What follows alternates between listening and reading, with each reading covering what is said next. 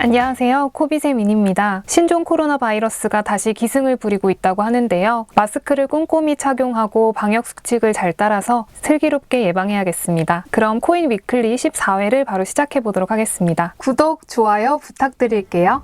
가상자산 시장 주간 동향부터 살펴보겠습니다. 대장주인 비트코인은 21.21% 상승한 모습을 보여주었으며 이더리움 가격도 50.43% 상승세를 보여주었습니다. 이외에도 많은 메이저 가상자산들의 상승세를 확인할 수 있는 한 주였습니다. 공포 탐욕지수는 지난주 극도의 공포에서 공포 단계로 전환되며 15포인트에서 31포인트로 상승한 모습을 보실 수 있습니다. 그럼 코빗 거래소 가격 등락률 차트 보겠습니다. 제일 많은 상승률을 보여준 코인은 룩스레어이며 전주 대비 58.71% 상승했습니다. 또한 금주 제일 많이 하락한 코인은 송버드이고 전주 대비 8.33% 하락했습니다. 순위별로 차트를 준비했으니 참고 부탁드리겠습니다. 자, 그럼 위클리 탑3 키워드 살펴보겠습니다. 첫 번째 키워드는 산업 진출입니다. 금융위원회가 은행연합회 등 금융권협회로부터 총 234개의 건의사항을 접수해 디지털화 빅블러 시대에 대응한 금융규제 혁신 추진 방향을 내놓았는데요. 이 규제 혁신 추진 방향에는 은행이 비금융회사 지분을 15%까지만 소유할 수 있도록 한 금산분리 규제 완화 내용이 포함되어 있습니다. 이에 전통금융권에서도 비금융회사를 자회사로 둘 수 있게 될 전망입니다. 특히 올해 들어 은행권은 은행의 가상자산업 진출을 강력하게 희망해왔기 때문에 향후 은행업계의 가상자산 사업 활성화가 예상됩니다. 하지만 은행권에서 가상자산 관련 산업 진출에 자리를 잡기 위해서는 인재 확보가 중요한 요소인데요. 가상자산 업계에서는 유능한 개발자들의 경우 수억 원의 몸값을 자랑하며 숫자도 많지 않아 대규모 영입이 어렵고 개발자들 역시 자유로운 업무 환경에 익숙해 보수적이고 수직적인 조직에 금융권을 선호하지 않는 경향이 있어 인재 확보가 쉽지 않을 것으로 전망하고 있습니다. 한편 프랑스 최대 은행인 BNP 파리바 그룹이 스위스 가상자산 커스터디 업체 메타코와의 파트너십을 통해 가상자산 커스터디 분야에 진출한다는 소식입니다. 코인데스크는 최근 은행 업계 내 가상자산 커스터디 분야에 관심을 두는 기업이 많은 가운데 BNP 파리바의 경우 약 13조 달러 이상의 자산을 보유하고 있다는 점에서 중요한 발자취로 조명했습니다.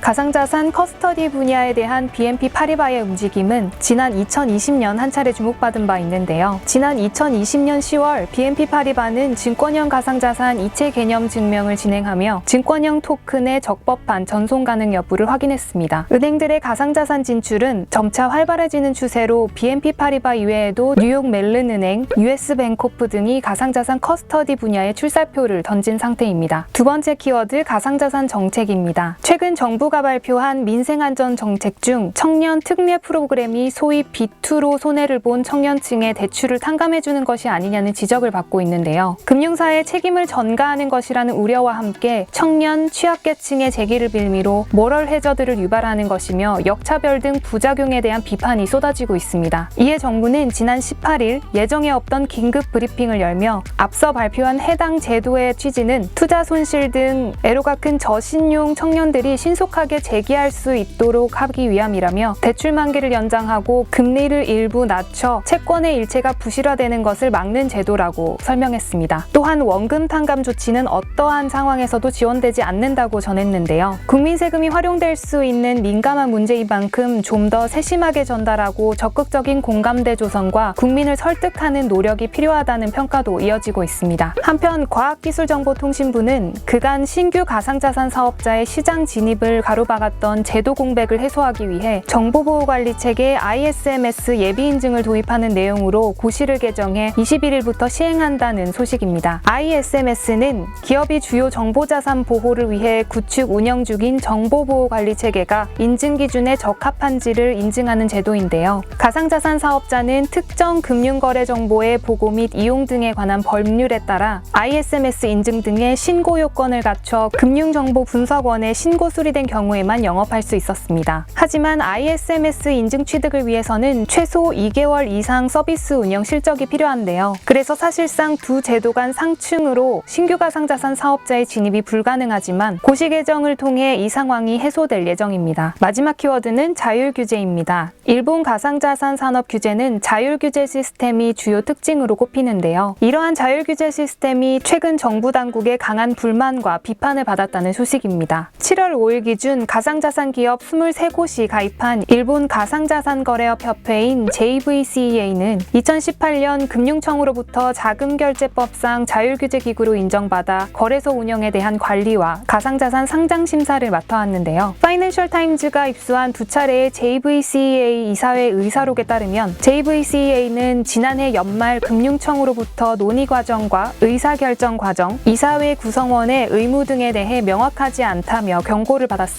또한 임원들과 사무국 및 회원사들의 소통이 부족해 운영 형태가 형편없다고 지적됐는데요. 이 같은 상황은 JVCEA의 내부 균열을 일으키고 있으며 신규 거래소의 심사도 지연되고 있어 기존 거래소의 경쟁력을 위해 고의로 시간을 끌고 있는 것이 아니냐는 의심도 받게 되었습니다. JVCEA 사무국은 불안감 속에 노동조합을 결성하고 나섰으며 협회 운영진 교체를 요구하고 있습니다. 한편 국내에서는 지난 6월 22일 5대 거래소가 공동협의체 닥사 출범에 합의했는데요. 이후 안수연 한국경제법학회 회장은 19일 닥사의 과제와 전망에 관해 설명하며 닥사 안에서 제재, 의결 등 핵심 임무를 수행할 자율규제위원회 설치와 독립적인 운영, 시장 감시, 공시 등 전통적이고 주요한 자율규제 쟁점들을 투자자 보호를 위해 검토하고 입법에 반영해야 닥사가 법정 자율규제 기구로 자리 잡을 수 있다고 전했습니다. 또한 닥사의 자율규제 업무와 역할은 한국금융투자협회나 한국거래소 운영 사례에 비춰 검토될 가능성이 크지만 가상자산 시장에서 자율규제의 책임성과 효과를 어떻게 담보할 것인지 현재 자본시장에서 수행하는 자율규제 기관과 같은 메커니즘으로 확보될 수 있는지 더 검토가 필요하다고 말했습니다. 이상 한 주간의 가상자산 주간 동향을 살펴보는 코인 위클리를 마치도록 하겠습니다.